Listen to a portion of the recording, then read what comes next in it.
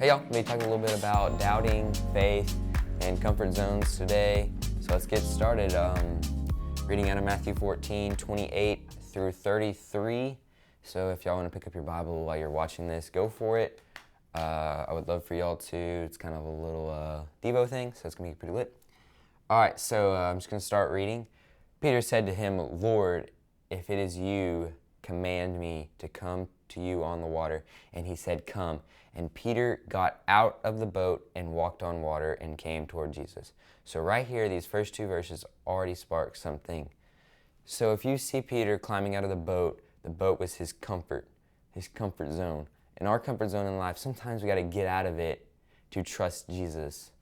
But whenever we get out of our comfort zone, we're not as secure, right? So we're going to start fading back into that comfort zone. And Peter does the same thing here, except for he doesn't fade back into the boat. He fades down. But when seeing the wind, he became frightened and began to sink. He cried out, "Lord, save me." Immediately Jesus stretched out his hand and took hold of him and said to him, "You of little faith, why did you doubt?" And when they got into the boat, the wind stopped, and those who were in the boat worshipped him, saying, "You are certainly God's Son."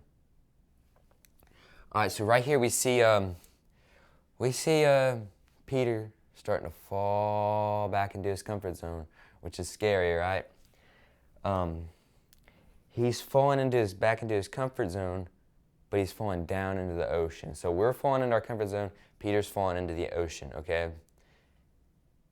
We need Jesus to pull us out of the worldly things like Jesus pulled Peter out of the water.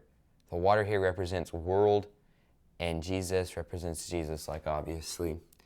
And Jesus pretty much corrects us every time we're wrong. I mean, you might not see it, but I mean, right here, he corrects Peter by saying, "You of little faith, why did you doubt?" I mean, do we ever really think of why we doubt? No. I mean, we just doubt. Doubting's a natural thing for the human. But why do we need to doubt when the creator of the universe is telling us to focus on him and we doubt him? He made the sea. He made everything. But yet we still doubt him, and we still doubt him today. And I just don't get why we doubt him. I doubt him. I doubt him a lot. And here it said, those who were in the boat worshipped him, saying, "You are certainly God's Son." Now, what had to happen for them to worship him here? Something bad had happened. Someone almost drowning is what happened, is the bad thing. Usually the bad things lead us to God. So here the bad thing was obviously Peter sinking. So when Jesus pulled him up, they saw this picture. Oh my gosh. So we fall into spiritual holes all the time, but Jesus will pull us out of the hole and we will worship him. That's all I have for y'all.